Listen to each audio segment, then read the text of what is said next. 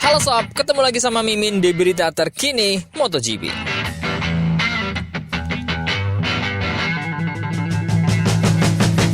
Marc Marquez mengungkapkan dia meniru Pecco Bagnaia di MotoGP Catalunya. Marc Marquez mengatakan, pada hari Sabtu dia memiliki konsumsi ban yang lebih baik dan kemudian ketika Anda memiliki pembalap yang cepat, Anda akan menirunya. Marc Marquez kembali menampilkan performa ajaib di MotoGP Catalunya saat dia naik dari posisi 14 ke posisi ketiga. Marc Marquez menahan Alex Espargaro ketika ban belakang lunaknya mulai mengganggunya. Marquez membatasi kerusakan saat rivalnya dalam meraih gelar. Pecco Bagnaia dan Jorge Martin finish di depan pembalap Gresini itu. Itu adalah salah satu hal sulit ketika Anda berada di tahun pertama mengendarai motor, kata Marc Marquez. Saat kami memulai dan kami mengalami beberapa masalah, kami membutuhkan waktu untuk mempelajarinya. Pada Sabtu pagi, saya mencoba sesuatu yang banyak membantu saya untuk menuju ke arah pembalap Ducati lainnya. Hal ini memberi saya kecepatan. Namun sekarang kami perlu memahami cara memanfaatkan waktu. Itu adalah salah satu masalah pada motor GP23. Sangat penting untuk naik podium di Montmello, karena ini adalah salah satu sirkuit tersulit bagi saya. Setelah kesulitan pada hari Jumat, comeback Marquez bahkan lebih mengesankan dibandingkan di Le Mans kemarin. Berkat data Ducati yang di-share, menganalisis data Bagnaia berarti Marc Marquez dapat menggunakan informasi tambahan untuk keuntungannya di Grand Prix di hari Minggu. Ketika ditanya apakah yang menyebabkan dia menggunakan soft dan mampu mencapai jarak balapan terakhir, Marc Marquez berkata, melihat data Pecco kemarin. Pada hari Sabtu dia memiliki konsumsi ban yang lebih baik dan kemudian ketika Anda memiliki pembalap yang cepat, Anda akan menirunya. Maksud saya tahu tikungan kanan yang panjang adalah salah satu titik lemah saya karena saya menggunakan banyak sudut. Tapi saya sudah terbiasa berkendara seperti ini bersama Honda selama 10 tahun dan itu cukup sulit untuk mengubahnya. Saya mencoba tapi cukup sulit untuk berubah. Tapi kemudian saya memahami gaya berkendara Jorge Martin dan gaya berkendara Pecco. Dan kemudian mencoba meniru yang terbaik dari mereka. Tentu saja, mereka memiliki pengalaman 4 atau 5 tahun dengan motor ini dan Bagnaia adalah juara dunia 2 kali dengan motor ini dan berkendara dengan sempurna.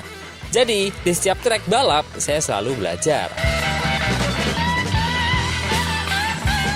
Nah, inilah plus dari Marc Marquez bahwa dia meskipun dengan usianya yang sekarang bisa dibilang paling tua di grid MotoGP, jika Alex Espargaro pensiun, maka dia terus menyesuaikan gaya balapnya untuk bisa bersaing dengan pembalap-pembalap muda. Dan dia tak malu-malu mengungkapkan bahwa memang dia belajar dari Pecco Bagnaia ataupun Jorge Martin. Beralih ke rider GP23 lainnya, Fabio Di Gia, kami bekerja keras tapi sulit untuk menjadi seperti motor GP24. Fabio Di Gia mengatakan para pembalap motor GP24 memiliki keunggulan yang sulit ditiru. Di Gia berada di urutan kedua dari pembalap GP23 di belakang Marc Marquez. Di MotoGP Catalunya, dia berhasil mencapai 5 besar pertama musim ini. Di Gia sebelumnya finish 10 besar di setiap Grand Prix musim ini, termasuk 2 kali finish di posisi ke-6 di Kota dan juga Le Mans. Namun, kecepatan balapnya yang brilian di akhir Catalunya memungkinkan dia menyalip Alex Marquez dan di lap terakhir, Raul Fernandez. Kami cukup konsisten di 5 besar dan saya memiliki konsistensi yang cukup baik di paruh pertama kejuaraan ini. Saya menginginkan lebih, tapi hari ini saya bahagia. Kami punya masalah kecil, tapi itu bukan masalah besar. Tapi kami harus memperbaikinya di 2 lap pertama balapan, karena disitulah kami paling banyak mengalami kerugian karena saya belum merasa siap dengan bannya. Saya tidak bisa menekan sesuai keinginan saya dan saya kehilangan banyak posisi di sana. Kami harus memperbaiki hal ini karena kecepatan saya bagus dan saya berhasil memulihkan banyak posisi di akhir balapan. Kami melakukan pekerjaan dengan baik secara keseluruhan. Kami hanya harus memperbaiki beberapa lap pertama dan kemudian di depan 5 besar adalah perebutan podium, jadi kami tidak sejauh itu. Salah satu keunggulan Di Gia di Catalunya adalah pengereman. Namun pembalap Italia itu menekankan bahwa itu adalah area yang secara konsisten kuat dalam beberapa musim terakhir. Dalam hal pengereman, saya selalu baik dan mengerem dengan baik. Tapi selain itu, selain saya mengatur ban, saya juga bisa membuat jalur yang berbeda sehingga saya bisa menyalip di mana saja. Itu menjadi kekuatan bagi saya dan juga saya tidak pernah menyerah. Saya tertinggal 1 detik di belakang Fernandez pada lap terakhir. Dan saya memutuskan untuk mengejarnya dan melewatinya, dan saya berhasil. itu juga merupakan poin yang bagus. Mengenai langkah selanjutnya, dengan membandingkan dengan pembalap seperti Pecco Bagnaia dan Jorge Martin dan sesama pembalap GP23 Marc Marquez di Jepang, Di Gia mengakui perbedaan mesin terbukti sulit untuk diatasi. 5 besar pertama tahun ini memberi Anda kepercayaan diri dan itu berarti Anda melakukan pekerjaan dengan baik dan Anda tidak terlalu jauh dengan musuh-musuh Anda. Yang pasti, GP24 motor itu selangkah lebih maju dari kami. Kami bekerja keras tetapi sulit untuk menjadi seperti mereka. Mugello adalah Mugello. Dorongan ekstra dari para penggemar akan sedikit membantu. Kami harus memberikan pertunjukan yang hebat dan saya berharap bisa cukup cepat untuk memberikan pertunjukan di sana.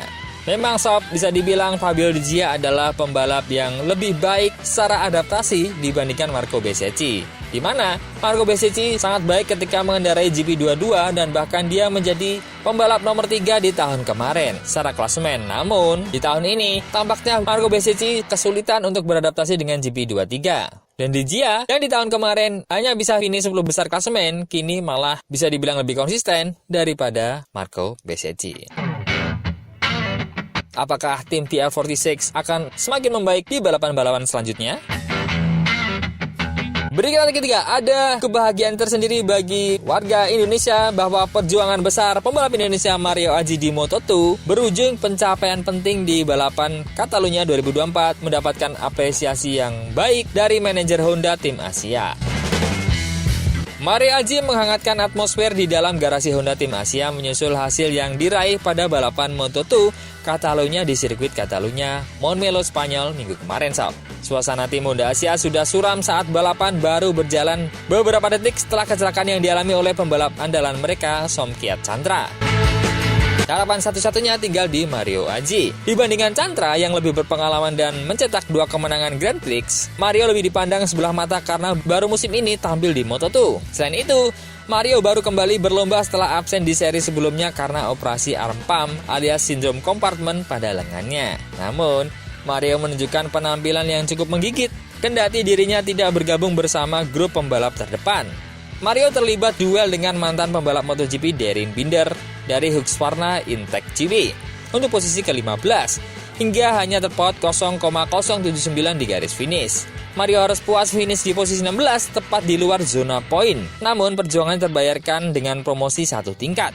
Posisi finish Mario Aji naik 1 strip setelah Marcos Ramirez dari American Racing Team yang finish ke-7 didiskualifikasi akibat memakai alokasi ban dari rekan timnya yaitu Joe Robert. Poin pertama Aji menjadi kabar positif bagi Honda tim Asia. Sisi positifnya, Mario Aji mencetak poin pertama musim ini, kata manajer tim Honda Asia Hiroshi Aoyama. Start dari posisi 27, dia menunjukkan semangat untuk bersaing dan secara bertahan memperbaiki posisi dan bergabung dalam pertarungan untuk poin.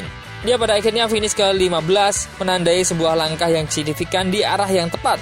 Poin perdana menjadi pencapaian tersendiri bagi Mario melihat latar belakangnya sebagai pembalap Indonesia. Sebagai informasi, ia adalah pembalap asal Indonesia pertama yang melakukan di kelas Moto2 sejak Doni Tata Pradita finish ke-15 pada GP Australia 2013. Wow, nunggu 10 tahun sob untuk pembalap Indonesia bisa meraih 1 poin pertamanya di Moto2. Semoga kelak lahir pembalap-pembalap Indonesia yang bisa berkiprah dan bahkan hingga di MotoGP. Sebenarnya ada harapan nih di Veda Ega Pratama. Semoga kelak dia bisa mencapainya. Kira-kira bisa nggak? Coba komen.